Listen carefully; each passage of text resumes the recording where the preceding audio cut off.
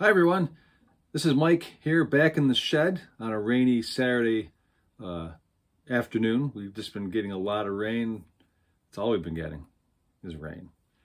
And anyway, so I'm sitting in the shed again because if I sit at my desk in the basement, if someone had lunch, I can hear it getting flushed down the toilet, all that kind of stuff.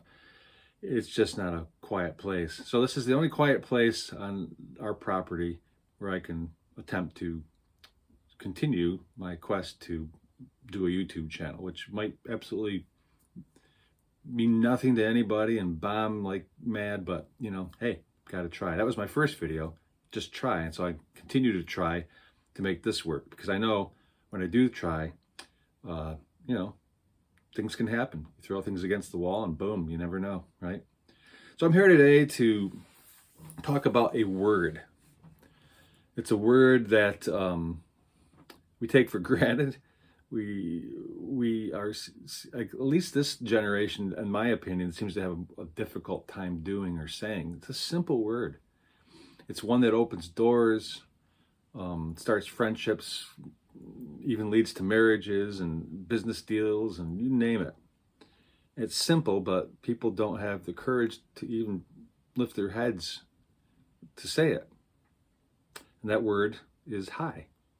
Hello, konnichiwa, whatever, hola, whatever language you speak, that word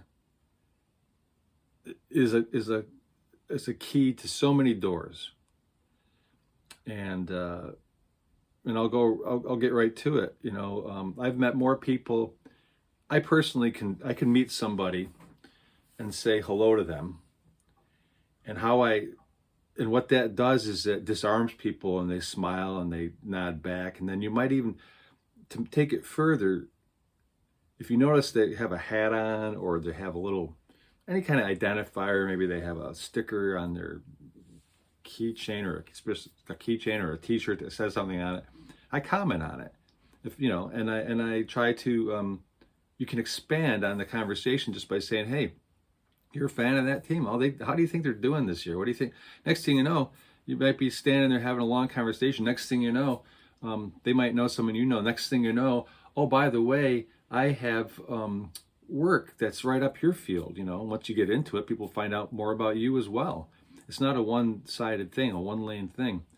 And it's just from saying hello. You say hello to somebody in passing. Maybe you're a lonely guy or gal, and you say hello to somebody that you're attracted to, but they don't know, right? If you just walk by them, they're not going to know anything about you, or even you're just another stranger in the crowd. But if you nod and say hello or something like that, or if you're caught in an elevator or a subway, or you're on a bus, or you're standing in line for something, you can strike up a conversation just with a simple hello. And then be conversation and observation. That's another thing.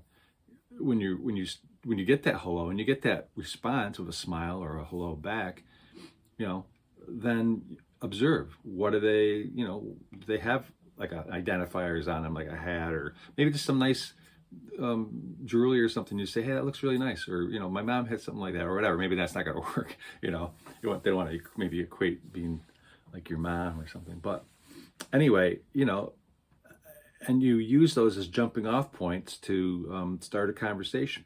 Conversation and observation. Those will go far for you. But it starts with hi, hello.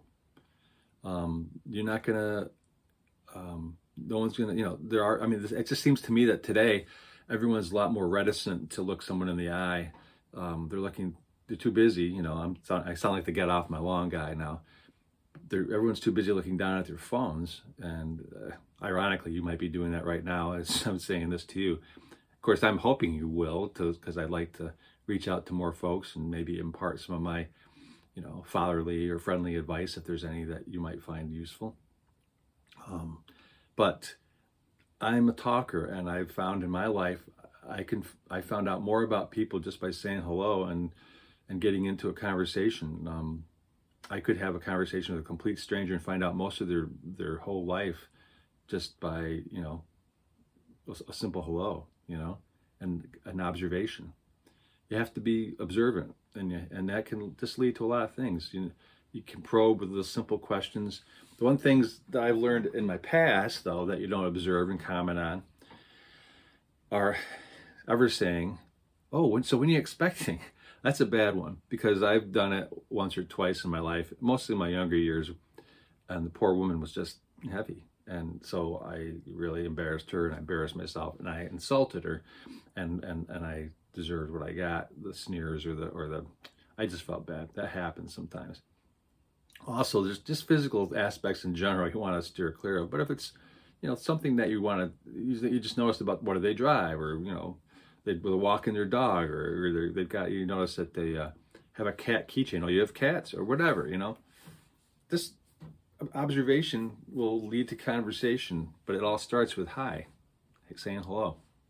So I guess this is a short video. It's not anything earth-shattering by any means, but I've made more friends and made more contacts and done, had a more enjoyable life, actually, by just saying hello to people, because there's a lot of folks also, it's not just for you, it's for them too. There's a lot of lonely people out there that are just passed by.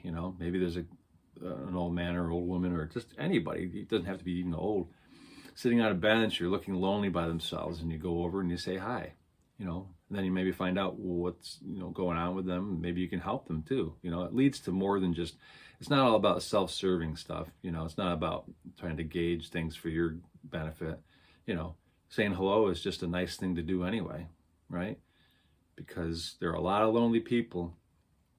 I'll tell you, a long time ago, I was a disc jockey on a radio station. I worked a late night shift, and it was like, 11 to 7 in the morning, and I was a young guy, 21, 22. And so I'm missing out on all the parties. This is back in the Animal House days, like 1984, so there was a lot of fun everyone was having back in those days, and I was on the radio. I enjoyed it, but it was a lonely job, because back in the day, it wasn't automated, nothing like that. You controlled everything. You had to be there, you had to do everything, and there's a lot of pressure to get timing right and all that. But in the course of, excuse me, I have a little bit sniffles. It's like I say, it's 51 degrees here. It's crazy. It's May, late May. Anyway, during the course of my shift, quite often, I would get phone calls, and people were just lonely. It's crazy. The calls you get in the 3 in the morning. They just want to talk. There was one guy. So back in the day, there was this show on TV called Bowling for Dollars. And basically people got up, and it was like a 2-lane bowling alley in some studio. They get up and they literally, however well they bowled, they'd win money. So there used to be this guy that would call me at 3 in the morning all the time. And you could tell he always wanted to be on the radio himself. He wanted to be a sportscaster or disc jockey or whatever. So he would call up and say, "I've got the sports report for you." I'd say, "Okay," And at first, when I first started there, I was like, "Oh, I just got the phone. I'm just listening. Oh man, when's he going to stop?" But I learned, okay, he just wants to talk it out. So after a few of those occasions, I just would put the phone down, and he'd go through his whole sports report. And then I could hear it, but then when I heard a little pause, I pick up. And one time, so this is after many, many weeks on the air, and this guy calling me every time. He said, "Oh, hey, by the way, Mike, I'm going to be on Bowling for Dollars tomorrow night." I'm like, "Oh, really?"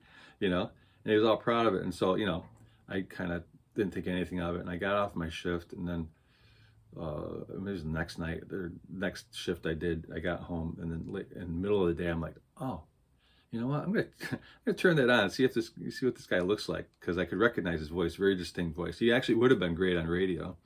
And sure enough, there's this guy. He looked perfectly normal. Whatever normal is. But he didn't look like any creepy guy. And he was very articulate with this guy, but he was just a lonely guy who had aspirations that he never got to realize. And by allowing, allowing his hello into my life, I allowed for him to have a little, professional feeling, something that maybe he was able to, I don't know, make himself feel a little better. Anyway, I've met so many people like that, and you just never know when you say hello to them. It's like I said, it's not a it's a two-way street. When you say hello to them, you're doing them. You have no idea what you're doing for them. They'll go home feeling a lot more lighthearted. They'll feel more um, welcomed into the world. If and who knows? You never know what you've done to stop them from doing something they might have been thinking about doing. You just don't know. So say hello, um, not only for yourself but for others, and you'll be amazed at you know what it'll do.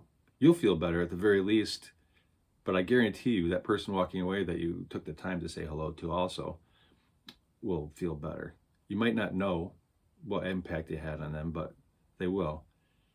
And on the flip side, again, for your own life, it's going to do you a world of good. It will do you a world of good, and you will find that so many doors will open up. So many good things will happen for you. Friends will increase. You might even meet, the person of your dreams. You might find the job of your dreams. Or you just might make a connection that'll last a lifetime. And you just don't know how it's going to connect, but I guarantee you it's going to be good. So say hello. That's the most important word in the English language as far as I'm concerned, in any language. So please know, my automatic light came on because it's getting so dark out. Can you believe that? Just say hello, and I'll say goodbye for now from the shed.